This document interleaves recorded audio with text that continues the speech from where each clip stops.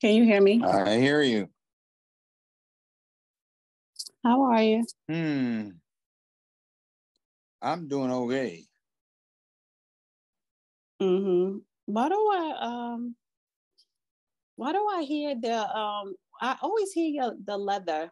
Tyreek Nasheed's hosting a Twitter space right now. So it's so funny though, because depending on who's hosting a Twitter space, like if they're really popular, then it takes people a minute to start rolling in. But I need to figure out how to actually let me put this on my what do you call it? My YouTube channel. Like to push it out for people to come on to know that I'm live. Yeah, you need to do it a couple of days beforehand. Yeah.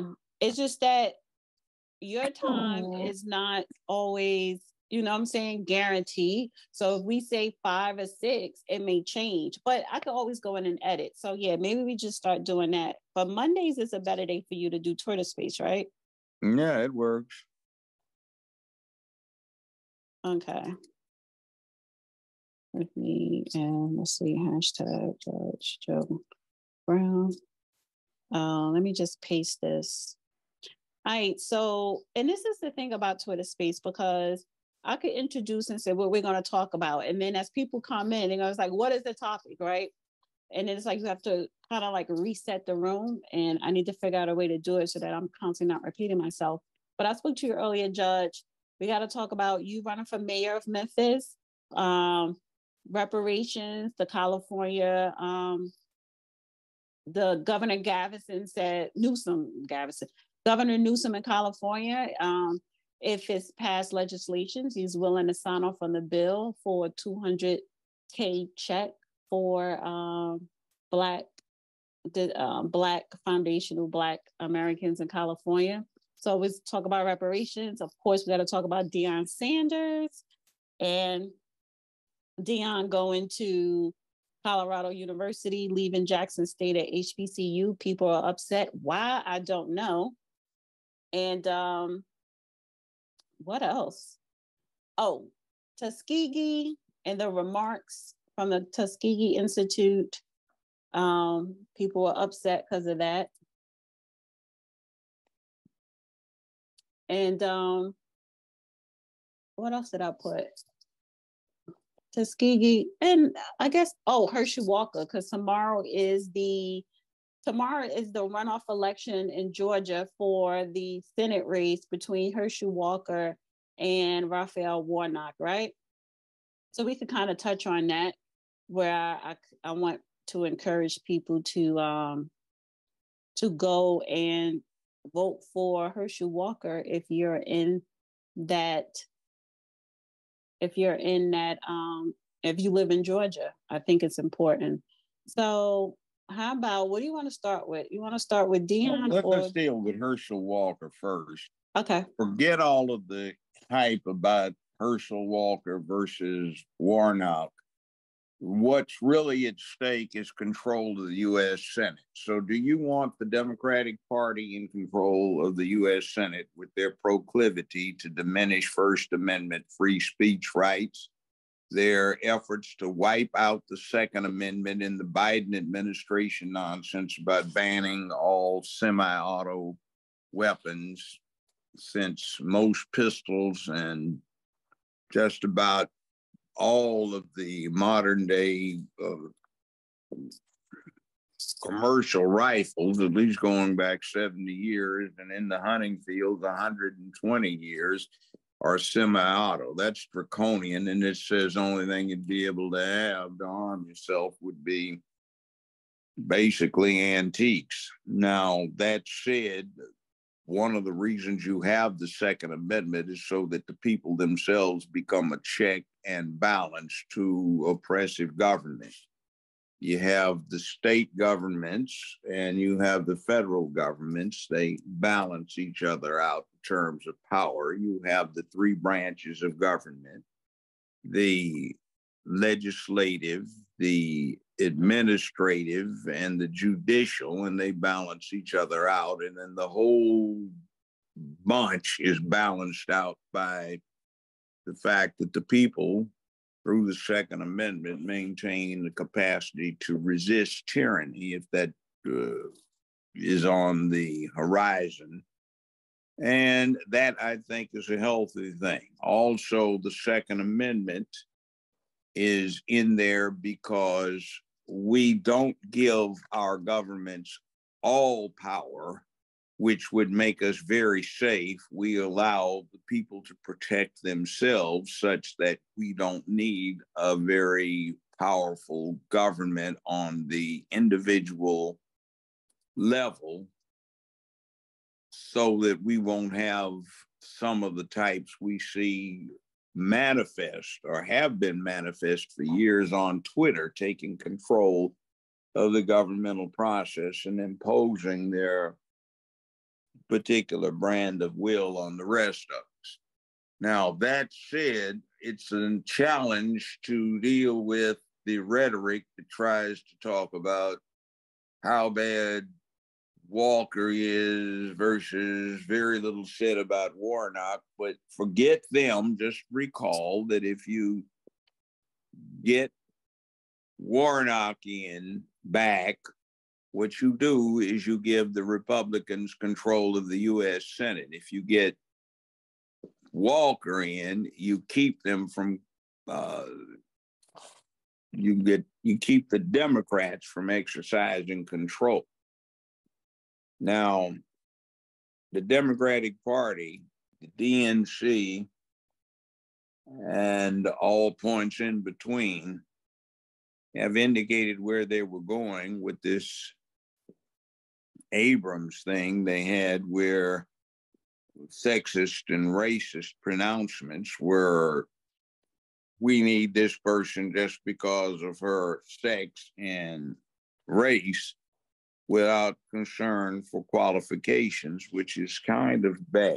And that's been a policy across the country that we've seen the last year or two. Now, that's not good.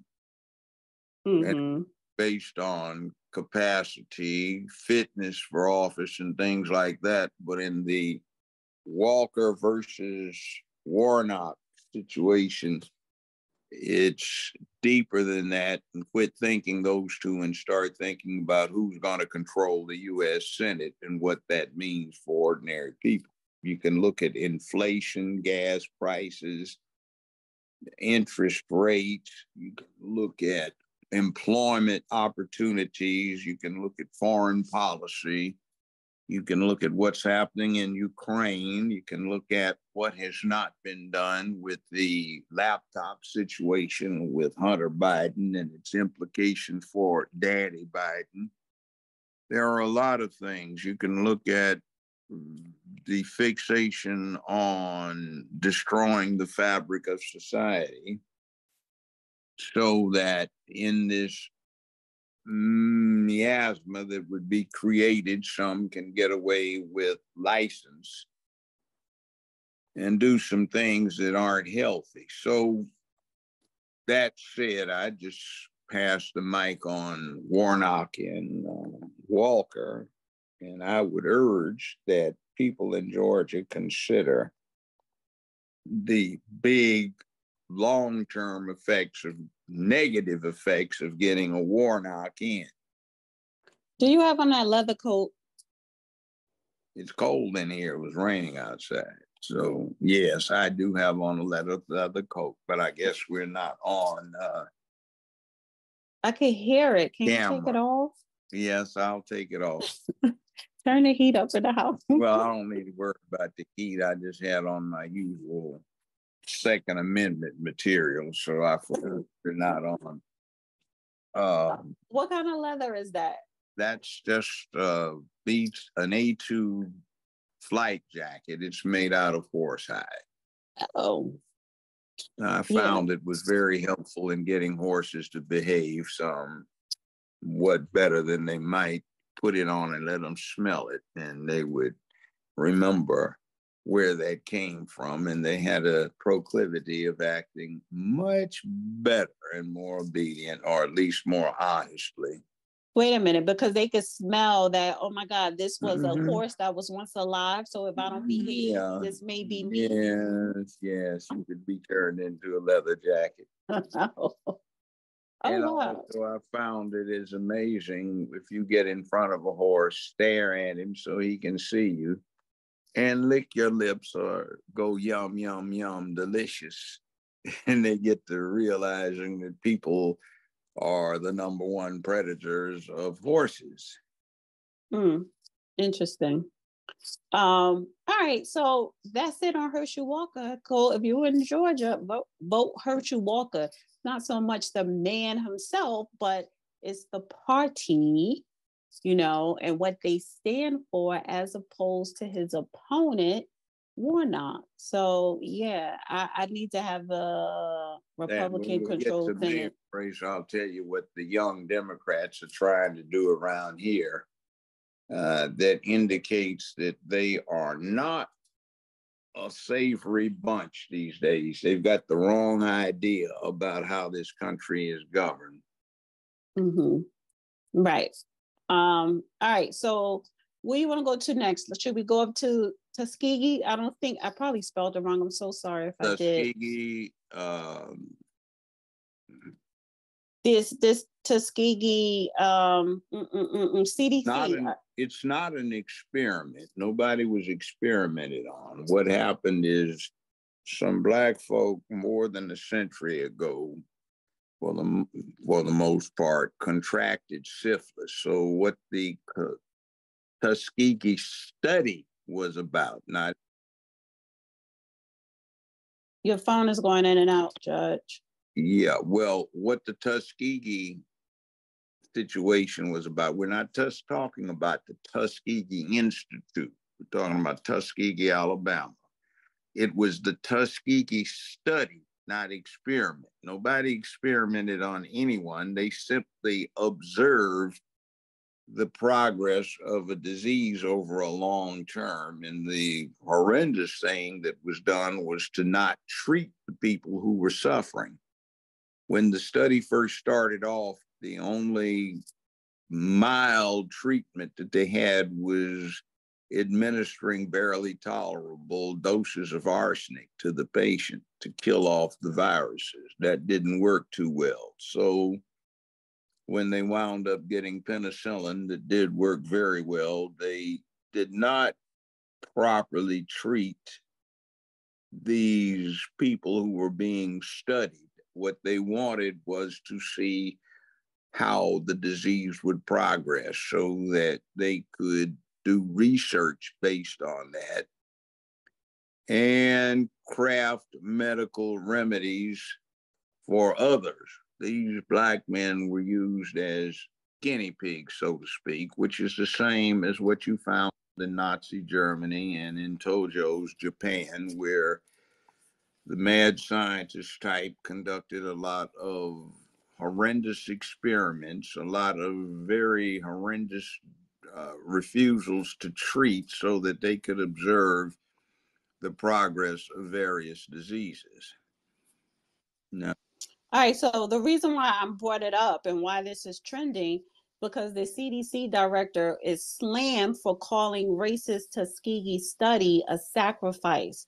So she tweeted, the director of the CDC, Rochelle Walensky, this year marks the 50th anniversary of the end of the Tuskegee syphilis study.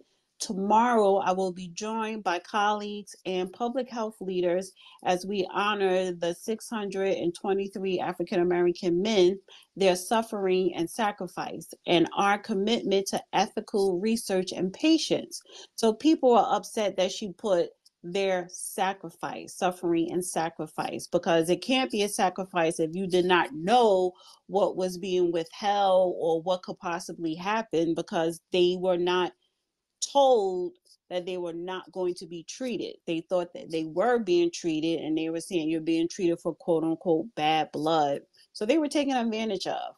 But so you're mainly talking to the ethical part of research and practice.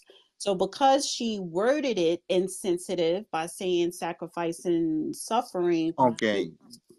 do we have to deal with this nonsense about insensitive and insensitivity and the self-esteem and guilt and shame and all of this stuff? This is just one of those things where I'd say, honestly, get over it.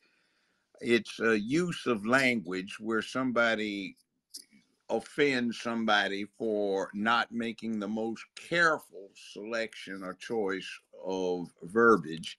And it's interesting that the people who are most offended by this are sometimes the most guilty when it comes to, shall we say, inartful use of language. It's like, So, well, you know, nobody involved in the apology or the use of language in this was even alive when this study was going on.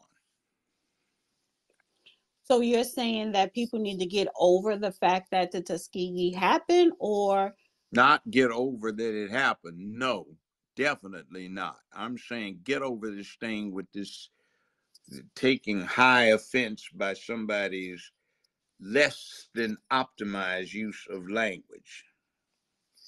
And I would put out an old parable: if you live in glass houses, don't throw stones. And if you are a supreme wordsmith with the English language, then maybe you might say something. But most of the people that are complaining aren't that kind of artisan when it comes to the use of English. mm-hmm. Well, I think she should have been corrected, and it's not so much for me to, you know, to get too emotional, but she should be corrected because she should have put more thought into that tweet, and because it does speak to someone's thinking, right? Because if you just so casually, you know, I mean, make a statement about something. consider Twitter has 280 strokes, which include the spaces and punctuation. So, what can you do? Well, That's, you didn't have to use the word. in other words, there is an apology inherent. The use of the language says something along the lines of, in the day when they had the draft, in the days when they had the draft, somebody might have been sitting on a latrine taking a dump and gotten blown up by an errant mortar round or a well placed one, depending upon your perspective on the matter. So, is it wrong to say somebody that was taking a crap and got killed was to be thanked for his or her service? I mean, it's the same kind of thing. So you're commending somebody posthumously for doing something they might not have realized they were doing, but you're saying they were taking advantage of. And point in question is, what are you going to do about it right now? What should we do about it? I think we should make sure that stuff like that doesn't Well, happen yeah, of again. course. It should never happen again. It shouldn't have happened in the first place. It's a classic example of racism. But now that kind of thing is bad. But how many people are bitching about the same kind of thing? And what they're talking about is merely bringing it up. Like if we look at history books, oh, wow, people still read history. Some of us do. You Mm-hmm. might find in a description of the same event from 10 different authors, you get 10 different viewpoints on what was going on. You get 10 different perspectives on what was important and what was not. That's what I'm saying. Like it's recognized. So, what is the grievance over a phrase that is not condemning the participants, but is trying to say their sacrifice, whether that was consciously done or it was done to them? In other words, sacrificial lambs. That is, oh, the phrase that was popular 50 some years ago. You can see it in Dirty Harry, where they've got the one Magnum Force, and they're talking about sacrificial lambs where some of the police sacrifice one of their own for the cause. And it is a phrase that is a reality in human existence, but we don't hear it much. We shouldn't, but it's not necessarily a good concept. But to basically use that terminology way after the fact, let's argue about history, what was done, rather than how somebody describes it. Right. I do agree to that point. Right. Because it shifts the focus of what we should be discussing at hand, what took place and making sure that it doesn't take place again. Let me just reset the room. Looks like it's 39 people. Hello, everybody. So we're talking about today, of course, Judge Joe Brown is running for mayor of Memphis, Tennessee in 2023. We're going to be discussing reparations, the latest update coming out of California. Deion Sanders, of course, he's been trending since last week, Wednesday. We just got finished mentioning Herschel Walker because tomorrow, Tuesday, is the runoff day in Georgia between Herschel Walker and Raphael Warnock for the Senate. Me and the judge will encourage you, if you live in Georgia, to vote for Herschel Walker. It's not for him so much, the man, but for the party that he's representing, so that it could be a Republican Senate. And right now we're discussing Tuskegee, the study that took place between 1932 to 1972 or 73. And in the remarks of the CDC director tweeted that had people upset. So getting back to Tuskegee, and News Touter had a great space yesterday. He also have one tonight at 8, and he was talking about it. And I mentioned Booker T. Washington, and Booker T. Washington was dead by the time this study came out, so I was corrected on that. But the reason why I mentioned Booker T, because this slash study took place on the Tuskegee University campus.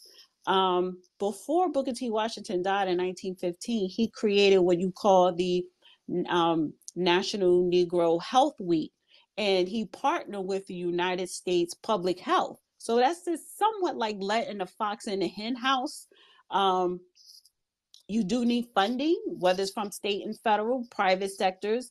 But a lot of those times, was it the right thing to do? I would say yes. But at the same time, our government did take advantage of Black people, especially during that time. But and I also mentioned on the news on a Twitter space yesterday, Booker T. Washington was not championed by a lot of Black Americans. So No, every my grandparents and parents couldn't stand him. They thought he was not a good person. Now it seems that the person that their generations ideated on, W.B. Du Bois, is now looked at as the villain, and Booker T. Washington is looked at as the hero. Where I can tell you this, back in the 1960s, we demonized Booker T. Washington as the worst sort of sellout, but now he's looked at as a hero of sorts. So things change, perspectives change, and I it mean, is what it is. I would say this: both men, they were educated, hard workers, men trying to progress Black America. Whether you agree with their policies or their actions or who they probably partner with, that time of that particular time in history in America, I'm glad I wasn't born and raised during that time. I'm glad I was born and raised in 1976 compared to the 1900s, or before, even after. I would say that was a rough time for Black America, but it seemed like Black Americans had more dignity and took more pride in themselves and their family and their communities and their culture. So just swinging back, and I see you, One Love. I'm going to come to you, requested. Just swinging back to Tuskegee, because I think the bulk of this conversation is going to be on the reparations and Deion Sanders. Just Tuskegee, the Tuskegee experiment / study that falls under all types of medical apartheid. That wasn't our only experiment. That wasn't a, it was a whole bunch of other stuff that was happening before 1932, during and after and today. And, so I think we need to, all Americans definitely need to educate ourselves more in healthcare, whether it's the policy of the health insurance, prescription, and the ethical practices of medicine. Judge? Well, yes. I tell folk all the time, I say the matter of racism in America has changed significantly over the years, from when it was legal to do what was done to now it is at least illegal, where when it was done before, nobody could say you can't do that. It was permissible. And that makes a profound difference in the climate that everybody exists in, a very profound difference. That is why certain people who like to claim a similarity between their particular movement and causes and the one that dealt with race in America are way out of line, because the consequences are nowhere near the same. The realities are not the same. I want that to be the overall theme tonight, because we're going to talk about different current trending topics, but I want that is the perfect theme. Racism being legal versus today, racism is illegal, because during the news touter space yesterday, I was talking about accountability. And one of the things that I don't like is when Black America, but some Black Americans always talk about the racism that is happening now today. I get that, right? But it's not legal anymore. So just under that umbrella of racism being legal, and when it's not illegal, it's a lot of things you could do now, and it's a lot of progression that can happen because of those old laws that were outlawed. The racist laws were outlawed, right? And it took those Black people from then, sacrifice, time, everything, to outlaw the racist laws that was put in place. Until what do we have today, right? Well, Like I always say, there's no excuse to progress for us to not be progressing today. I put it this way. I remember when I was delivering papers on a paper route I had back in the 50s. This is in Los Angeles. I remember certain areas I'd go in, they'd have signs in some rental properties said no colored, no Irish, you need not apply. Things like that.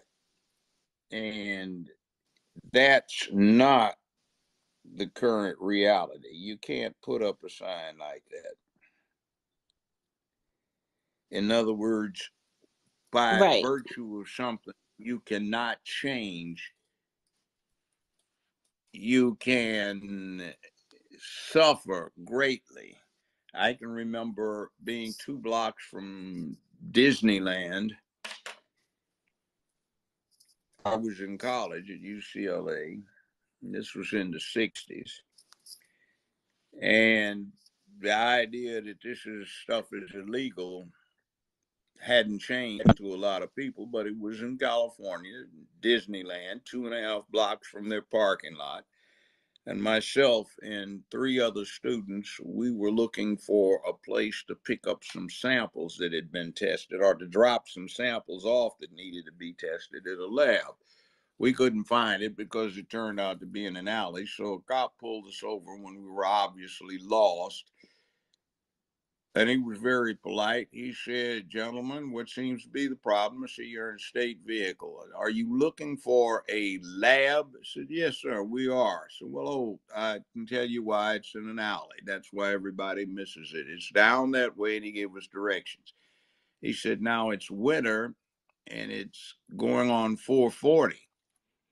Now it gets dark soon, so I would suggest you complete your errand because in another 35, 40 minutes, it's not going to be sir anymore. It's going to be," and he used the N word, if you get where I'm going with this. So I would complete my errand quickly if I were you. Now that's in the 60s, and that's serious business. You don't run into stuff like that now. And if you made a complaint, which we did, you get absolutely nothing out of it. The reaction is, well, what did he do? And you Mm-hmm. describe the incident again, and the official parties you are reporting it to, well, yeah, okay, we got that. What did he do wrong? Right. They don't even get it because Before it wasn't perceived as wrong. all right, before we get into the Deion Sanders and reparations, I have one love, and I see True requested. So should we just take a couple of requests before we move on to the next topic of discussion? Sure. Judge.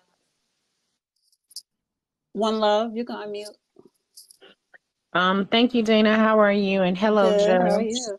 I'm doing okay. I'm hanging in there. Hello, Judge. How are How you, are sir? you? All right, I'm ma'am. all right. So, my pushback in regards to the CDC and what the CDC director said to me is a practice of apartheid, medical apartheid. And I understand that growing up in a different area, you have a different perspective on how to challenge the system. And as admirable as that is, I do believe, just like the Ashkenazi Jewish community, they have the ADL. So the moment you say something that they don't agree with, you immediately are flagged. And so I believe that the same thing should happen. Nancy Pelosi said something similar in regards to George Floyd's murder. And she had a press conference with the Black Caucus, and she mentioned thanking out loud him for his sacrifice, for his death, when he in turn was not the cause for his death. And that is the same with the Tuskegee experiment.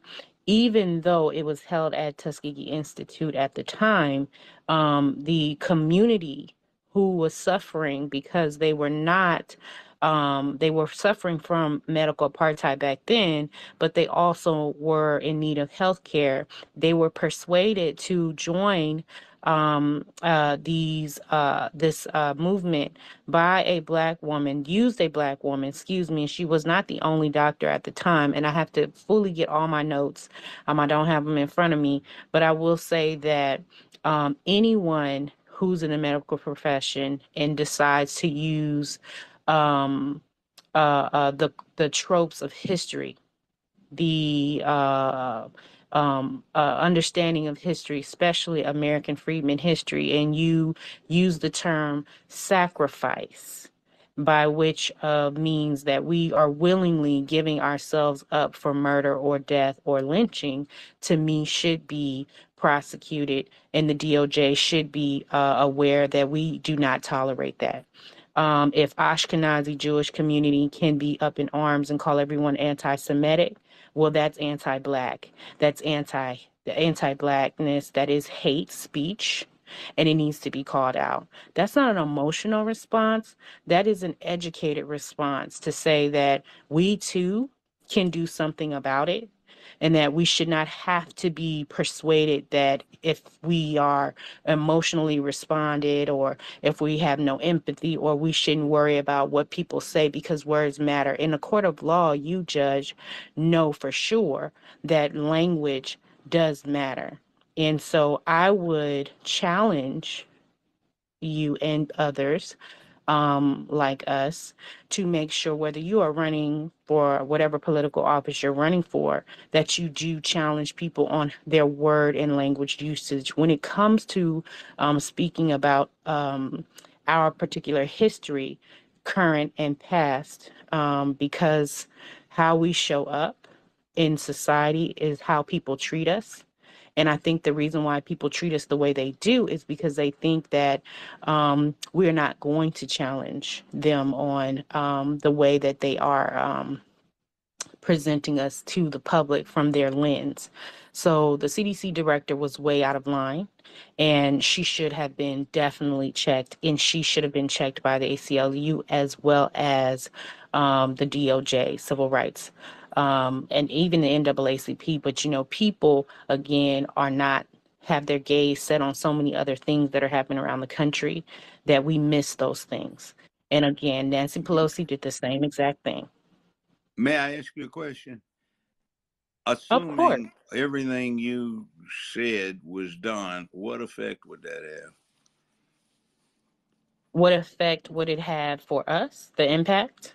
No, I mean, all it is talk. So talk is cheap. We have to do deeds. See, the point of the exercise is if you get no respect, people talk about you like you have no respect.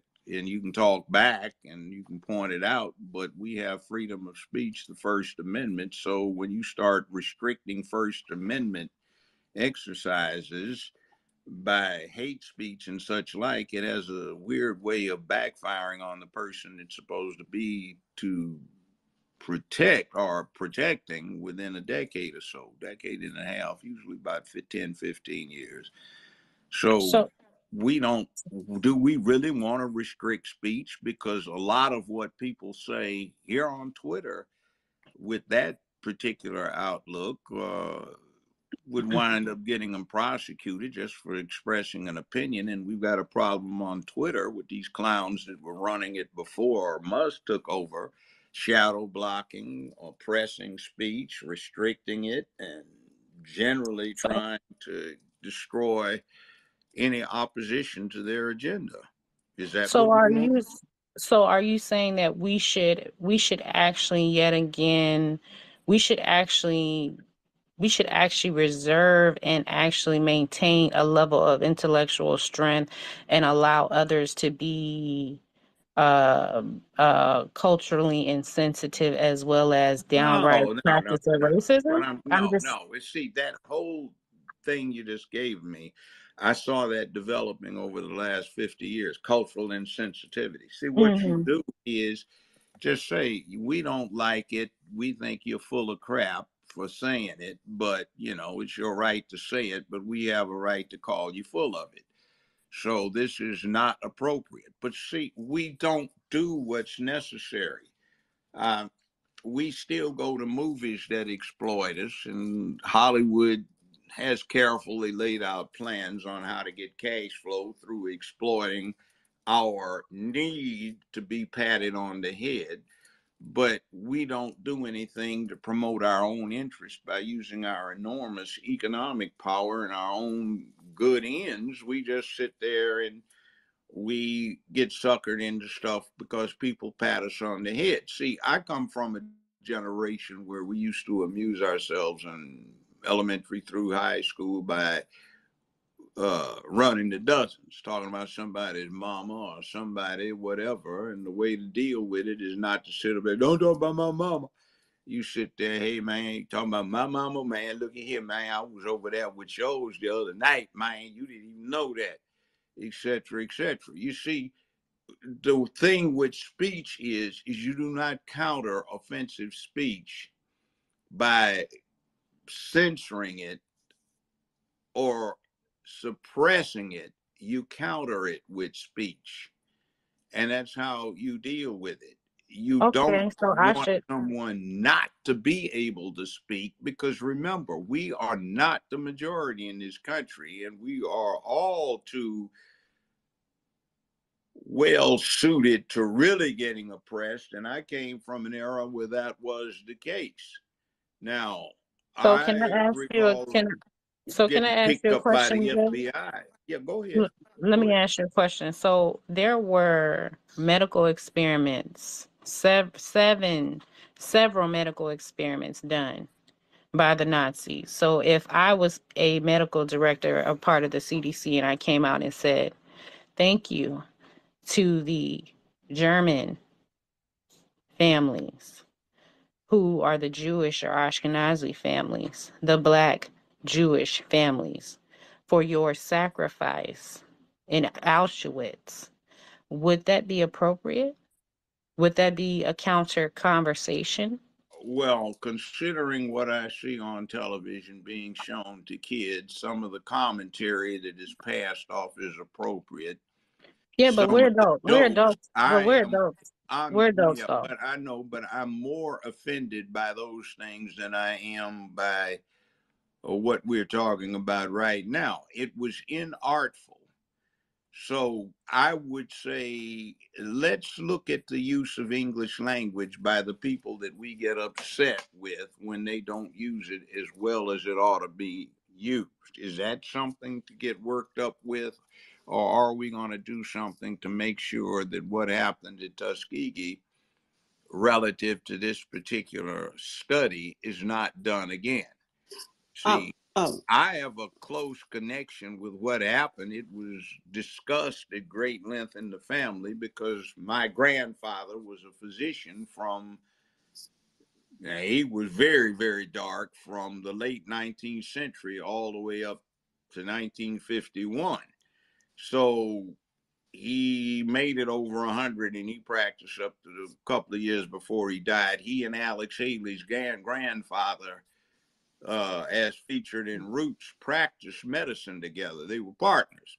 And that incident, by the way, that Alex Haley puts in there, where his grandfather attempts to help his grandfather, who is sick, suffering from a heart attack, and one of his cousins gets in the way, saying he won't allow anybody black to touch his granddad.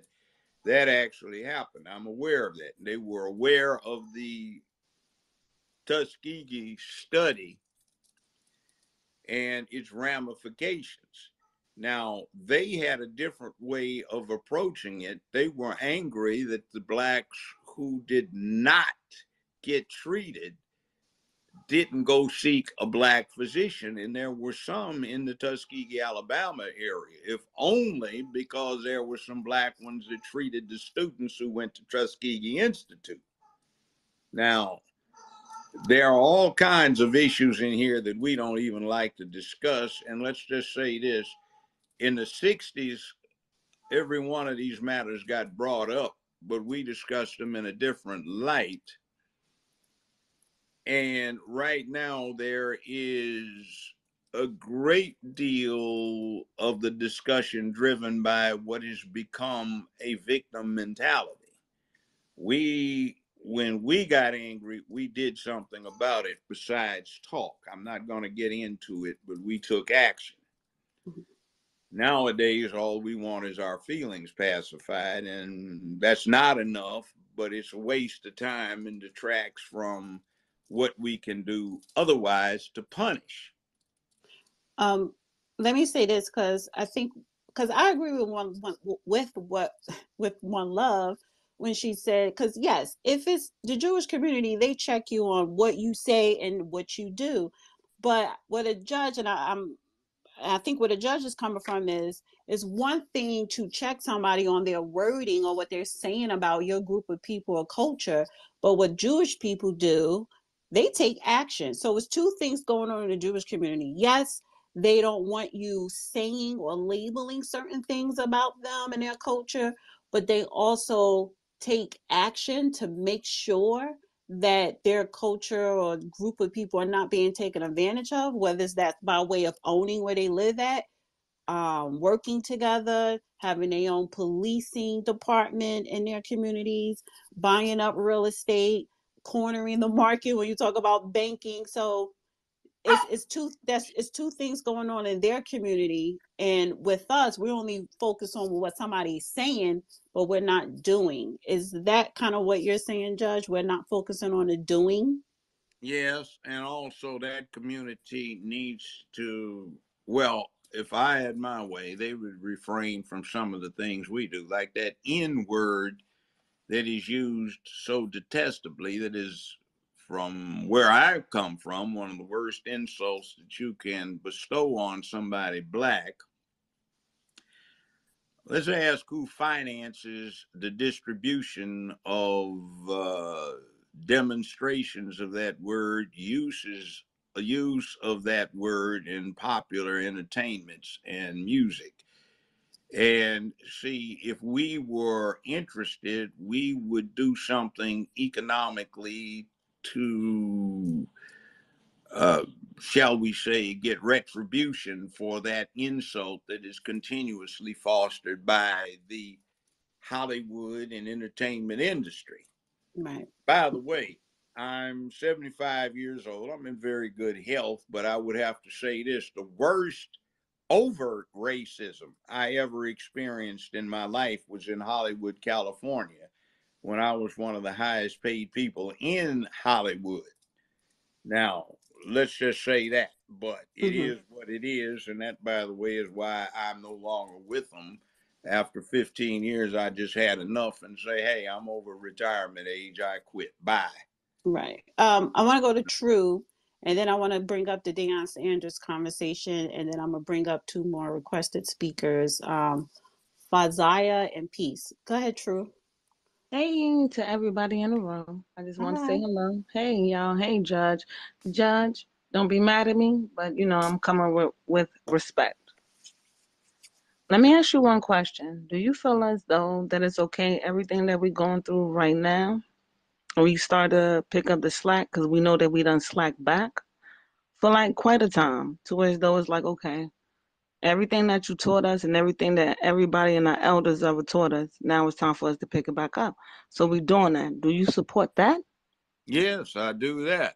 Only thing is look, somebody said, are you guys trying to compare yourselves to Dr. Martin Luther King? No, he was nonviolent, and we're not nonviolent. You see, that is a reality of the world and of America in particular. I'm not advocating public violence or anything like that. To the contrary, you need public peace, dignity, and order. But I'm trying to tell people complaining about something gets absolutely nothing unless you can deliver some consequence. And we don't even deliver a vote consequence because we are effectively owned as a group of people, politically owned by some individuals that do nothing but exploit our support for their agendas that don't Yeah. include us. So Now, within that's that, what I'm saying. First off, when you think about what I said about Warnock and Walker, all of the stuff negative about Walker, yes, fine, but it pales into insignificance when we talk about people who will be in control if we don't forget about what we like to think about and do something that is practical, pragmatic, and effective in saying, hell no, we've had enough of you using us for somebody else's purposes. We are not even delivering political consequences for things like that. Why, if the Black Caucus is going to introduce a falsely labeled bill called the Emmett Till anti-lynch bill that has little to nothing to do with Black Americans, and deal with the fact that talking to Emmett Till's mother for hours on multiple occasions, and the individual Dr. Reams, who is identified by Miss Emmett Till's mother to me as the family biographer over the years, that Till's killing was a murder, not a lynching. Why do we find that we tolerate a Black caucus that has done absolutely nothing for us in terms of bills that have a pragmatic impact on us, but they have gone along with shams where we are used as the caption for a bill that has absolutely nothing to do with us, where, interestingly enough, lynching is redefined not as a killing, but as a kidnapping or a beating. And under the circumstances that are attendant upon that bill, certain bar fights, if certain people who are deemed worthy of more protection than others are struck, then that becomes a lynching, even if all they got was a split lip out of it. Now, I think in those terms, that's what we need to focus on, where we don't respond to nonsense like take your booties to the poll or no voting, no vucking. And we get insulted because we're supposed to have these inconsequentials put in front of us as something to vote for rather than sound policy. See, Wait, get can I upset say about something? that Because I rather agree than with. what some fool may have come up with not even understanding where we're coming from.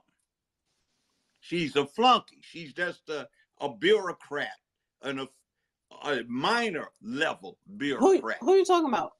The woman that said what's offensive Oh, for the CDC.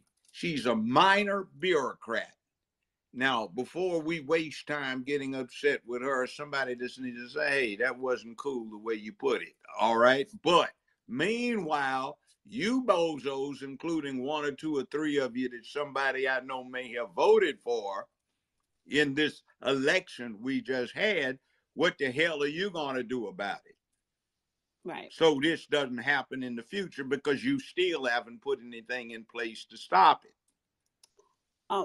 True, you wanted to say something, then I want to go to Fazaya and then go to the Deion Sanders Yeah, I topic. did want to say something. Thank you, Dana. The only thing that it really don't confuse me, so I was about to go into a long detail. I just want to keep it straight. Like the same thing that happened to Ahmaud Arbery. What's the young man that was down in Florida? Trevor. Him. Same thing that happened to the young man that happened in Mississippi. After a while, we let things prolong too long. But I would say, Trayvon Martin, you're talking yeah, about. Trayvon Martin, Ahmaud Arbery. It was like we was kind of reliving our past all over, and it was shameful for us to do this. It was like a constant slap in your face to let you know sit down. That's how I felt. I don't know how everybody else felt. Well, I didn't like what happened to Trayvon Martin, but talking And to then police, within that, and talking to then police down in that area with problems they have, you have to understand that what really happened wasn't what the American public was told. I'll just give you something. wait. I want to Trayvon's. ask you a question because you know she about to go on to the next person. Okay, well, I want you to ask me the question, but I'm going to tell you this. Go I ahead. talked to Trayvon Martin's mother on more than one occasion, face to face last time. And she asked me about something that Anderson Cooper of CNN had requested of her. I thought it was something bad. I said, well, ma'am, what is it that he wanted you not to reveal about Trayvon? He said that his father was a police detective for the Miami Police Department, and that's what he wanted to be as a career. Why did he ask me not to let anybody know about that? I said, well, ma'am, he's trying to generate ratings. He wants it where this Cubano, who has a Jewish last name by the circumstances of his grandparents' illegitimate birth, because there was a Jewish person visiting Havana and the grandmother was in the trade and somebody got born out of wedlock. He wanted the public to think it was somebody Jewish against some hoodie wearing young thug rather than a kid that wanted to be a cop and a detective like his dad and other people in the family I so they know. could generate ratings. Now, see, that's the kind of thing they get us focused on. I sat in a bar when the verdict was read on George Zimmerman, and this was in an interesting, mostly all white area. And one of the people in the bar said, well, where's the defendant? I said, that's him. No, he not. He Cuban. He Mexican or Cuban, and he Latino. I said, that's who we're talking about. No, it can't. And when they had him stand up, Jesus Christ, I thought he was Jewish. All No, right. he's not. True wants to ask you a question. Now, go ahead. Ask me the question. That's just a Um, comment for all. I don't know if I can ask you a question after all that. You done took over the whole stage. No, we'll ask So, the question. Yeah, it's like he threw us off with the George Foreman story, but go ahead, True. I almost forgot. I was just wanted to make sure. My last bottom line of the story is the same way that we are as a people and how we always eventually pick ourselves back up is what we living through right now. You right here living through this with us right now. I don't want you to have no flashbacks, but this is just what it is. As us one, as the people that you taught us and that our family taught us. And then we got to pick ourselves back up for our own strength. I want you to agree with it. Because even though sometimes at the No, matter, sometimes, I listen, have you going no, to always cut some of me. Stop cutting me I off. have no disagreement with what you're saying. I endorse it. That's a good point. I got you the first time. I said I agree with And But then, True, go ahead. stay. No, you. just Keep mute up going. and stay up. Well, True's going to stay up here on the panel like one No, if love. she can So keep talking, she needs I to need get to it go to the out. next That's speaker. But stop therapeutic. Go cutting her ahead. off and just let her say what she got to say, and then let me take the next speaker. Just don't reply to it. But go ahead, True. Nah, I'm going to let it go. I'm going to let it go. I just wanted to I make sure hold it for the next that topic. you just have our back, okay? That's all I wanted I to know. think you're right about what you're saying. All I right. endorse what you're saying. I have We no love our problems with people it. and we gonna stick together. Sometimes we don't like each other. It's gonna be a rough road. But at the end of the day, we gotta make sure we get something accomplished. All And I right. think that's how all right. Okay. Just mute up, True. Let me go to the what's this? Fazaya. Fazaya. Hosea. Fazaya. Sorry about that. No, Hello. you're fine. You're fine, sis. So I just wanted to add my 2 cents is that a glaring problem in the Black community is that we don't have ownership of any significant resources, meaning we don't have the Black version of the ADL to go to bat for us when someone is mistreating, abusing, or maligning the Black community. Nor do we have a political platform that works exclusively for the Black interest, right? So that there, despite having $1.2 trillion of economic might, that there cripples us. And so, we really need to pull together as a people and work in unison and work toward that common goal if we're ever going to see any progress as Black Americans.